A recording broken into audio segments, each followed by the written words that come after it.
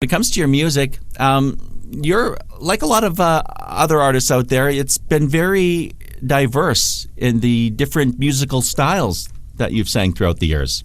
Yeah, I think you could say that. I really started in the music business because I just love music, and I think just the love of music has taken me in a lot of different directions, and just explored a lot of different styles of music, because I think that's what it's all about. I think it's really important to kind of keep moving and changing and learning and growing as an artist, and I think that's probably reflected in all the diverse styles of music. You grew up in Nashville is actually your birthplace. That's where you hail from originally. That's right. I was born in Nashville. At the time, my family lived about 2 hours away from Nashville, but it was the closest hospital. Excuse me. So that's where I and two of my siblings were born. You go back and your career when it comes to the music, you've started out, performing with some folks out there who are legendary already. You know what? I really am so blessed to have been singing all my life, first with my family, with my sisters, and, I sang when I was in college. I had bands, and when I went to Memphis after I graduated from Florida State, I was just always seemed to be in the right place at the right time, and that's how I met Leon Russell and Delaney and Bonnie Bramlett, and kind of came to California with them. And because I had recorded a single for a jingle factory that I worked for in Memphis, I recorded the first single on their label, Pepper Records. And when I came to California in 1968 with Delaney and Bonnie and Leon, I had a regional hit in California. So I really have to say that I've been a very, very lucky woman. The 1970s, that was the time when people were hearing your music all over radio, whether it be on the the adult contemporary stations, the country stations.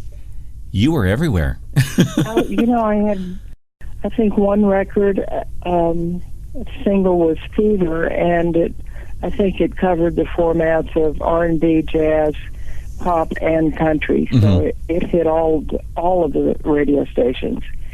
So I think Ray Charles was the only other person at that time that had done that. So that was huge for me, to realize, just how music really does have wings and can go in so many directions, with one piece of music.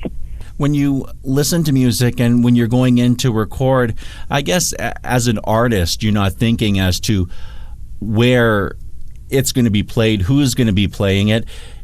You're in it because it's for the love of the music. Exactly, and I just want to create something that I think that my fans and that people will embrace and want to make part of their lives. And it's never been my intention has never been to have a huge hit record.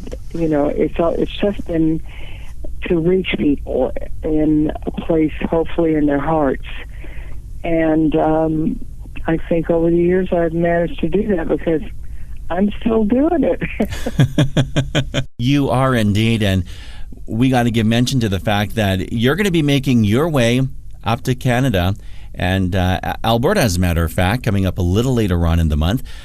You got a big performance that's happening over at Festival Place out there in Sherwood Park, Alberta. What can we expect from the performance there from Rita Coolidge? Well, I think pretty much what we've talked about. I think my show is very eclectic, and I really try to, although I've had a really long career as far as recording and just being on the road and playing concerts, and I I think the experience is the best teacher. I've learned a lot about audiences and about what I think people want to hear and what's going to make people's hearts happy. So, of course, I'll be doing the hits, and I'll be doing a little jazz, be doing some native music, pretty much trying to kind of hit the high spots of my career. You've been doing a lot to reflect your Native American heritage, which you're Cherokee. I am. You've also have the group, Layla, I got to say, I love the group, and I love the music, and I probably have every CD that the group has put out. Well, thank you.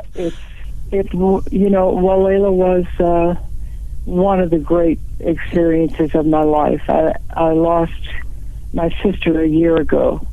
My sister Priscilla was my partner along with her daughter Laura. So sadly, Layla will not be recording anymore. So I really cherish that music more than ever now, Wally. It really is the theme of a lot of Priscilla's music, and the songs that she wrote really are the theme song for my life now. The three of you had taken your music on an international stage when you performed back at the Winter Olympics back in 2002. I remember seeing that, and I just felt an urge of pride of being, an Aboriginal person, and seeing you guys showcase your music and that of Robbie Robertson as well on that stage. It must have been quite an amazing experience. You know what? I think I can honestly see for myself, and I know Priscilla and Laura felt the same way, and Robbie as well, as we stood on that stage and looked out at a sea of color from Aboriginal people. So many people in their regalia, many on horseback, and I think Robbie actually said to me, when I cross over, this is what I imagine the other side will look like. I mean, we really felt like we were in another world, and it was so beautiful to be a part of that, and to be a Native Aboriginal person, and to be a part of that. It really was,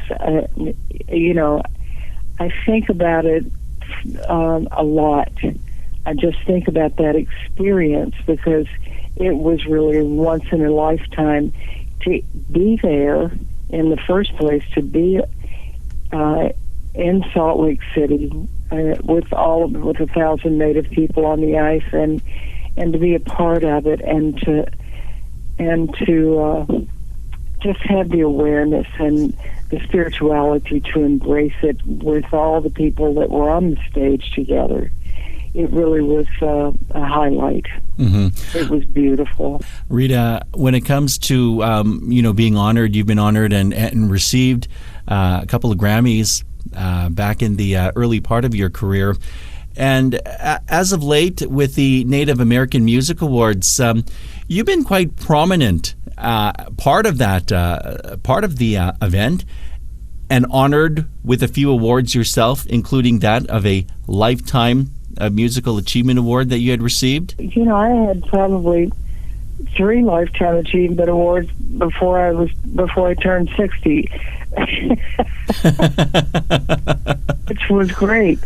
But I think that the Native American Music Awards, as the Aboriginal Awards in Canada, are really important for Native people.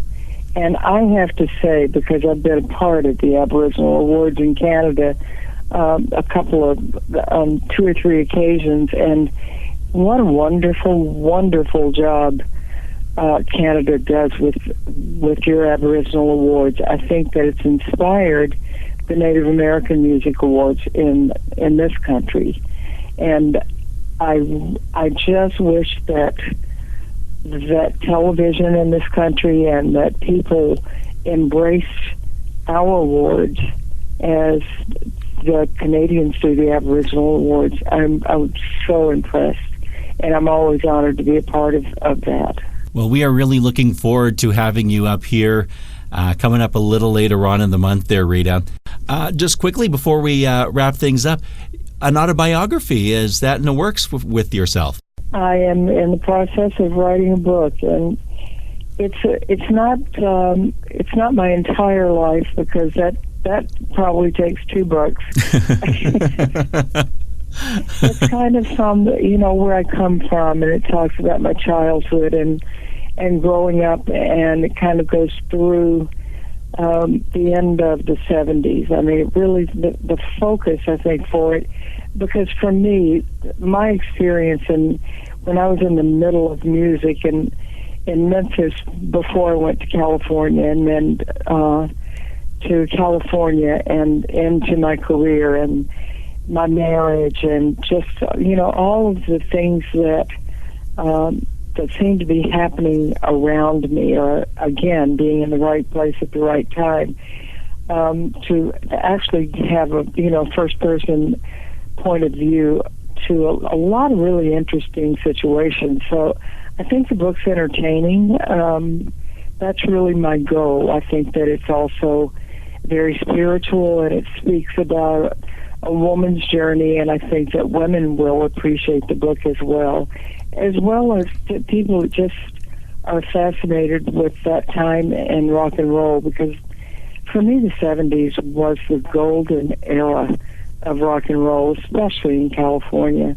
And I was just lucky enough to be here, and so all these years later, I have been approached so many times to write a book, and I finally decided a couple of years ago that, I think it's time. And it mostly was coming from people in my band. You'll see my drummer when we're up there in Edmonton, but my drummer is a very, very entertaining guy, and he's always saying to me for the past 15 years, as I tell another story from the stage, he goes, after the show, he'll say, "Man, you got to write a book." So finally, I heard him, and the book is with HarperCollins, and it will be, I think the release date is April next year. Well, Rita, again, I want to thank you so much for speaking with us, and we really look forward to your performance coming up here a little later on in the month. Thank you, Wally. It's been a real pleasure. Thanks for having me.